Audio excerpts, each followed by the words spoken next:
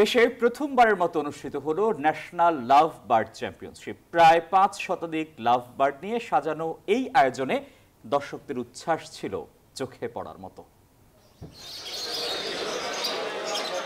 নানা রঙের 500 পাখি কিচিরমিচির করে যেন ভাব বিনিময় করছে একে অপরের সঙ্গে। ঢাকায় সবুজ হারিয়ে মুক্ত পাখি যেখানে কমে গেছে, সেখানে খাঁচার পাখিদের নিয়ে এই আয়োজন।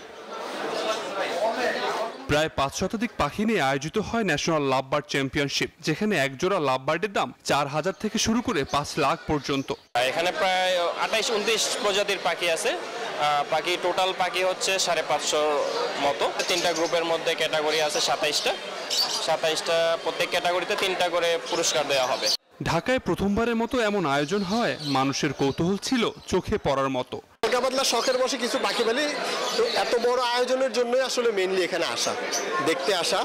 বাচ্চাদের নিয়ে আসছি, বাচ্চারা দেখলে খুব পছন্দ করবে।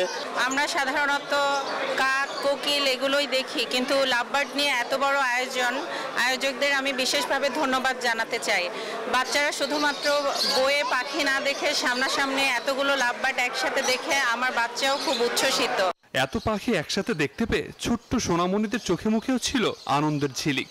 এখানে অনেক রকমের পাখি আছে, যেমন লাভবার্ড, ককাটেল ইত্যাদি। এখানে আমার পাখি দেখে ভালোই লাগছে। আমি বাসাও পাখি পালি। আমার পাখি অনেক পছন্দ।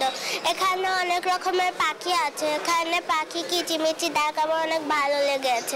আয়োজন শেষে বিভিন্ন বিভাগে শ্রেষ্ঠদের হাতে তুলে দেওয়া হয় পুরস্কার। Abir Hossain, news 24, Dhaka. Gold's Gym across 30+ countries. With over 700+ locations worldwide. Train anywhere, belong everywhere.